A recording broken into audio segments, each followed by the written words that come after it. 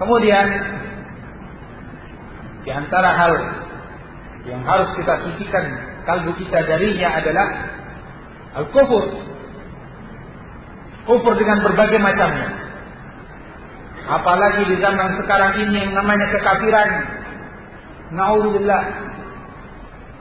Ya, benar-benar dipaksakan untuk masuk dalam otak-otak kaum muslimin dan akidah mereka. Adanya sekelompok manusia,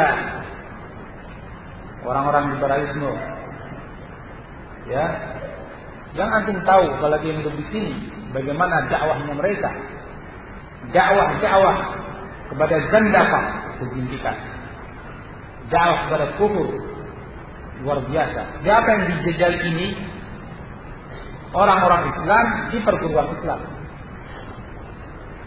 Bagaimana seorang mau punya al-qalbu as-salim kalau dia kalbunya sudah terkotori oleh berbagai macam kekafiran, yang mengatakan Al-Quran itu bukan kalam Allah tapi produk budaya manusia, ya,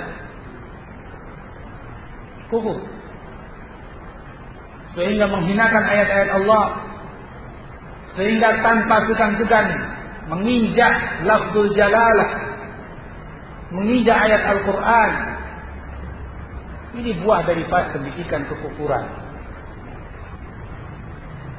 Nabi Muhammad SAW tidak lagi diyakini sebagai seorang yang maksum, bahkan dianggapnya sebagai manusia biasa yang perlu dikritisi. Mana syahadat kita terhadap Rasulullah sebagai Muhammad Rasulullah? Kalau kita memposisikan beliau seperti orang biasa, ya, yakni rukun-rukun iman yang kokoh telah dikotori, diguncang. Na'udzubillah. Kufur. Kita harus selamatkan kalbu kita daripada kekafiran ini. Kufur secara ringkas dijelaskan oleh para ulama. Kufur akbar ada 6 macam. Kufur takdzib, mendustakan, tidak percaya dengan sesuatu yang harus dipercayai terkait dengan Allah, dengan Rasul, dengan kitabullah, dengan malaikat, dengan takdir. Mendustakan ini semua atau salah satunya adalah kufur. Yang kedua, kufur ibah wal istikbar. Kufur dalam bentuk sombong. Sombong yang bagaimana? Tentunya tidak setiap kesombongan dikatakan kufur. Ya, diterangkan oleh para ulama yang dimaksud di sini sebetulnya seseorang tersebut membenarkan, tahu itu yang benar, ya, zahiran batinan, bilisanihi wa qalbi, lahir batin dia sebenarnya tahu itu benar. Wala yanqadu lahu bughdan istikbaran, tapi tidak mau tunduk kepadanya karena benci dan karena sombong dan karena menentang Allah dan Rasul. Semacam hukumnya iblis. Apakah iblis tidak tahu tentang Allah? Iblis tahu sekali. Langsung Allah Azza wa Jalla mengatakan kepada iblis. Iblis menjawab, dia yakin betul adanya Allah Azza wa Jalla itu lahir batin, tapi dia tidak mau tunduk pada perintah Allah Azza wa Jalla karena benci, sombong, menentang perintah Allah Azza wa Jalla. Ini namanya kufur istikbar. Dan ini pula yang terjadi pada Fir'aun. Jangan disangka Fir'aun tidak tahu kebenaran Nabi Musa. Fir'aun tahu. Wajahadu biha wastaiqanatha anfusuhum zulman wa 'uluwa. Mereka mengingkari. Ya. Tapi sebetulnya kalbu mereka yakin kebenaran yang dibawa oleh Nabi Musa. Laqad 'alimta ma anzala haula illa rabbus samawati wal ardh. Sungguh Fir'aun, kamu telah tahu tidaklah yang menurunkan bukti-bukti itu kecuali Allah Azza wa Jalla. Jadi Fir'aun tahu sebetulnya. Tapi kenapa tidak mau tunduk kepada Nabi Musa? Dalam arti mengikutinya. Tidak mau tunduk kepada apa yang dibawa Nabi Musa karena sombong. Dia pun mengatakan, ana rabbukumul a'la. Aku Rabb kalian yang paling tinggi. Begitu pula siapa saja, walaupun dia yakin, percaya dengan apa yang Allah Azza wa Jalla sampaikan kepada kita tapi dia tidak mau tunduk, sombong, ingkar, dia menentang, benci. Ini namanya kufrul istikbar. Kemudian yang ketiga, asyak, ragu. Benar atau tidak benar? Quran ini benar atau tidak benar sebetulnya dari Allah atau tidak? Ya, ini yang sudah kena syubhat orang-orang itu. Bisa jadi seorang muslim mulai ragu. Tadinya ketika kecil tahu Al-Quran kalamullah, waktu kecil menghormati betul Al-Quran, tidak mau Al-Quran diletakkan di lantai, selalu di atas meja, membawanya pun dibawa dengan seperti ini di dadanya, tidak mau dibawa ditenteng seperti ini. Itu kan waktu kita kecil di desa-desa, ya kan? Diajar oleh orang-orang tua seperti itu dalam rangka apa? Ihtiram terhadap mushaf. Tapi ketika sekolah sampai pada perguruan tinggi Islam, mulai dijadi pemikiran-pemikiran kekafiran. Mungkin ada yang seperti mereka akhirnya meyakini Quran bukan kalamullah, tapi hanya produk budaya. Ada pula yang mungkin bingung, sebetulnya ini kalamullah atau tidak. Ya. Cerita-cerita dalam Al-Quran, dia mulai ragu-ragu, jangan-jangan itu hanya cerita. Kaum Nabi Lut yang seperti itu, jangan-jangan hanya cerita, tidak ada kenyataannya. Demi ini mengelabui manusia. Na'udzubillah. Mulai keraguan-keraguan yang muncul di tengah-tengah umat. Haibatillah azakumullah. Kita harus sucikan diri kita daripada itu semua. Bersihkan daripada keraguan dan mantapkan keyakinan kita. Karena syak, ragu ini sudah merupakan kekafiran. Ragu saja sudah merupakan kekafiran. Jangankan ragu terhadap kebenaran Al-Quran seluruhnya, satu huruf saja diragukan bahwa itu dari Al-Quran atau bukan, ini sudah kufur. Na'udzubillah min dzalik. Kemudian yang keempat, al-i'rab, berpaling dari Islam, tidak mau beriman Islam dalam arti sesuatu yang dengan itu menjadikan keislamannya sah, nggak mau peduli. Ya, iman atau tidak iman, Quran atau tidak Quran, terserah. Ya, yang penting saya bekerja, yang penting saya menghidupi keluarga saya. Tidak mau peduli dengan itu semua. Orang mau ribut masalah agama, tidak terserah. Ya, tidak mau peduli. Kalau seorang sampai tidak mau peduli dengan hal yang mesti diyakini bahwa itu daripada dinul Islam, sehingga dia tidak jelas sikapnya, yakin atau tidak, ini i'rab, kufrul i'rab. Seperti orang-orang musyrik dulu, walladzina kafaru amma unziru mu'ridun. Orang-orang kafir ketika diperingatkan, qulu la ilaha illallah, tutupi telinganya, enggak mau tahu. Nabi Nuh alaihi wasallam mengajak untuk bertauhid. Ja'alu asabi'ahum fi adanihim wastalsaw thiyabahum. Jari-jari mereka tutupkan di telinga mereka, tambah lagi enggak cukup, kain mereka ditutupkan. Enggak mau peduli. Ya, padahal ini seruan untuk mentauhidkan Allah. Enggak mau peduli. Sehingga seorang yang mu'rid seperti ini tentu sudah akan ragu-ragu, tidak yakin, atau yakin tapi tidak mau tunduk, macam-macam. Sehingga i'rab, berpaling dari perkara-perkara yang membuat sahnya iman dia. Ini juga merupakan kekafiran. An-nifaq, berikutnya kemunafikan. Kemunafikan itu artinya menyembunyikan kekafiran dan menampilkan keislaman. Penampilan lahiriahnya sebagai seorang muslim, tapi dalam kalbunya memiliki hal-hal kekafiran seperti yang tadi kita sebutkan.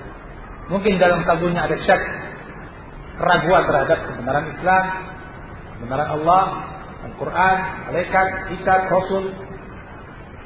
Ya, atau di dalam kalbunya ada kebencian seperti yang akan disebutkan nanti terhadap Islam. Munafik, jangan disangka seorang munafik atau zindik itu hanya ada di zaman Nabi SAW.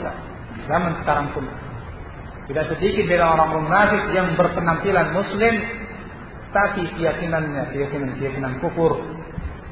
Ya, naudzubillah min dzalik. Kemudian yang keenam, dari macam-macam kekafiran adalah al-juhud. Al-juhud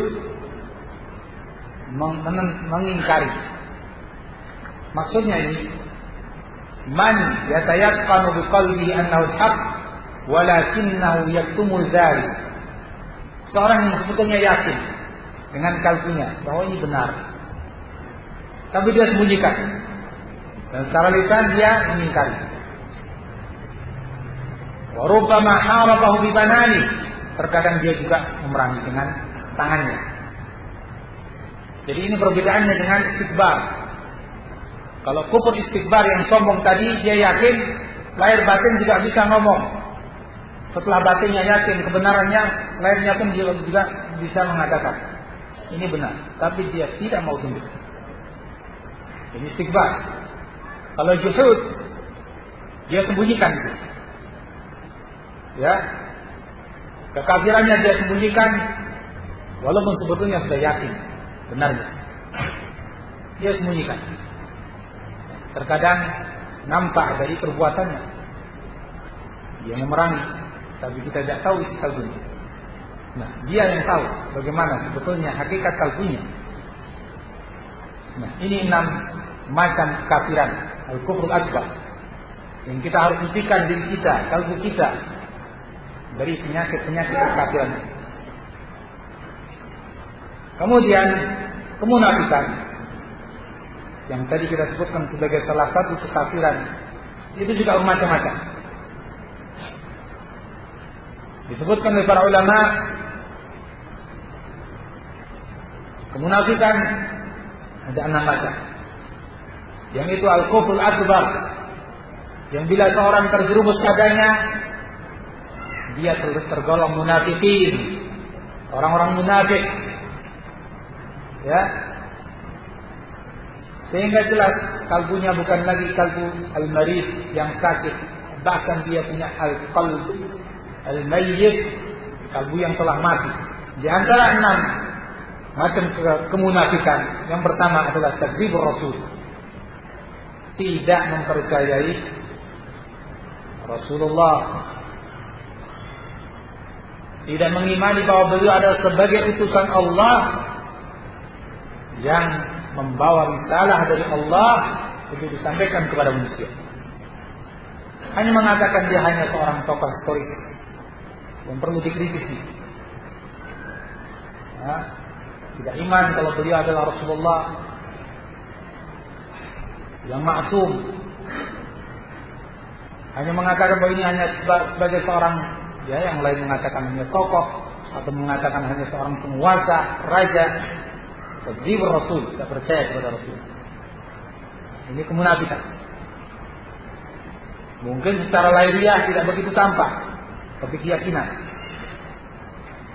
Takdzib ma jaa bihi Rasul. Yang kedua, mendustakan sebagian apa yang dibawa Rasul, yakni mendustakan ajaran-ajaran beliau, sebagian atau banyak atau sedikit. Nabi SAW datang dengan ajaran yang beliau bawa, ternyata beliau, ya, membawa ajaran tersebut tidak diimani, walaupun dalam sebagian. Tentang syariat jilbab misalnya, tidak yakin jilbab itu wajib. Tentang syariat macam-macam yang dibawa Rasulullah Sallallahu Alaihi Wasallam, dia tidak yakin. Nah, mendustakan sebagian saja ini sudah kemunafikan. Yang ketiga, bughdur Rasul, benci kepada Rasul. Mungkin dia tahu dan yakin dia adalah utusan Allah, tapi benci. Benci ketika mendengar Rasulullah punya istri banyak. Benci. Na'udzubillah. Na'udzubillah min dzalik. Kita sebagai seorang muslim, ya, yakin dengan seyakin-yakinnya bahwa syariat Allah Azza wa Jalla penuh dengan hikmah. Nabi sallallahu alaihi wasallam memiliki istri, ya, dengan jumlah tersebut penuh dengan hikmah. Penuh dengan hikmah. Jangan seperti yang dilontarkan oleh orang-orang orientalis. Itu Rasulullah SAW dengan tuduhan-tuduhan yang tidak pantas. Yang kemudian ini diserap oleh sebagian muslimin hanya benci kepada Rasulullah. Benci kepada Rasul, kemunafikan. Hati-hati. Walaupun dia sholat, zakat, orang-orang munafik dulu sholat, zakat terkadang perang, tapi mereka munafik. Hati-hati. Jangan sampai ada rasa benci kepada Rasulullah sallallahu alaihi wasallam. Bughdhu ma ja'a bi Rasul berikutnya, benci terhadap sebagian yang dibawa Rasul. Dibenci saja. Nabi membawa syariat, bermacam-macam syariat. Memelihara jenggot, syariat Nabi. Mengangkat pakaian di atas mata kaki, syariat Rasulullah. Dan berbagai macam hukum, sholatnya, zakatnya, puasanya, hajinya, berbakti pada orang tua, berjihad fisabilillah. Kalau sampai ada yang benci kepada syariat-syariat tersebut, ini kebencian merupakan kemunafikan. Hati-hati, muslimin, bersihkan kalbu daripada kemunafikan. Kalau seorang belum bisa mengamalkan, jangan kemudian membenci. Bahkan dia punya beristighfar kepada Allah Azza wa Jalla, memohon ampun kepada Allah karena belum bisa mengamalkan. Jangan sampai dia benci kepada apa yang disyariatkan Rasulullah. Di dalam Allah Subhanahu wa taala menurunkan hukum sesuai dengan hikmah. Ya. Hikmah duniawi maupun ukhrawi. Kemudian yang kelima, al-masarratu bin khitab din Rasul. Termasuk kemunafikan adalah seorang merasa senang dengan rendahnya agama Rasulullah.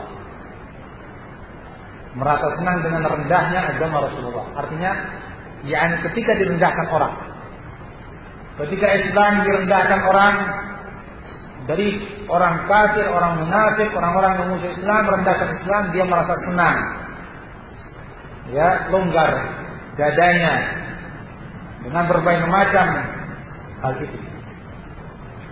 Tapi ketika Islam jaya,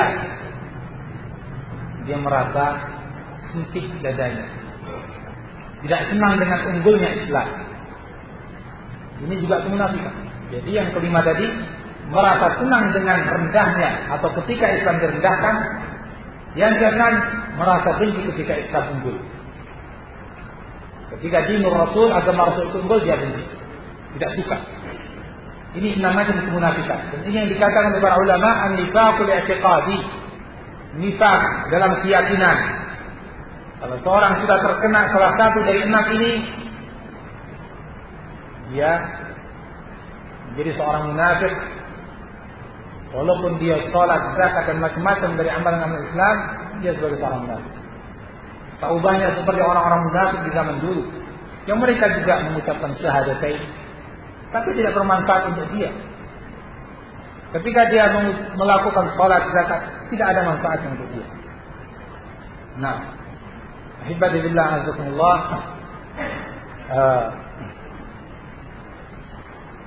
oleh karena itu kita harus berhati-hati dari kemunafikan ini, karena seperti yang kita katakan, Islam ini telah, dan sunnah itu utama, telah diperangi dari berbagai macam sisi. Berbagai macam sisi, termasuk yang paling berbahaya adalah mereka yang berusaha untuk menumbuhkan kemunafikan dalam jiwa muslimin dan kekafiran. Maka kita berusaha mensisikan kalbu